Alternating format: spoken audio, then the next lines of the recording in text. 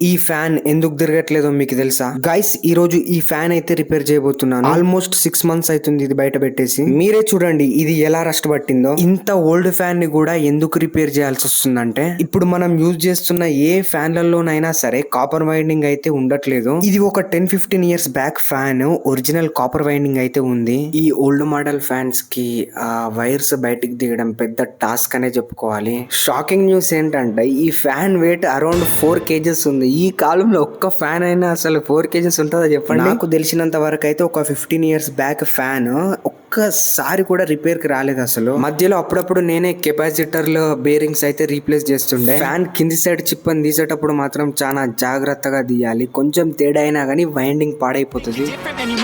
Think you're gonna hit it, but you just don't get it. It's impossible, it's not probable, you're irresponsible. Too many obstacles, you gotta stop it, yo. You gotta take it slow, you can't be a pro, don't waste your time no more. Who the fuck are you to tell me what to do? I don't give a damn if you say you just. Bearing puller లేకుండా bearing ఎలా బయటికి తీయాలో చెప్తా. So నేను ఎలా పట్టుకున్నానో అలా పట్టుకొని పైనుంచి ఒక క్లాత్ పెట్టి షాఫ్ట్ పైన కొట్టామనుకో బేరింగ్ అయితే బయటకు వచ్చేస్తుంది. ఇప్పుడైతే నేను బేరింగ్స్ కూడా ఏవి రీప్లేస్ చేయట్లేదు. అసలు ఇది ఎన్నాళ్ళు వర్క్ చేస్తుందో మనకైతే తెలియదు. ముందు అన్ని ఫిక్స్ చేసి ఒకసారి రన్ చేసి ఓకే అనుకుంటే మళ్ళీ మనం అయితే చేంజ్ చేసుకోవచ్చు. అందుకనే నేను ముందు వాటిని క్లీన్ చేసి వాటిని ఇన్స్టాల్ చేస్తాం. మళ్ళీ మనకైతే ఒక క్లారిటీ వస్తుంది. 6 months బయట ఉంది కదా, అసలు ఇంతకి ఇది పని చేస్తుందా పని చేయదా అని చెప్పేసి.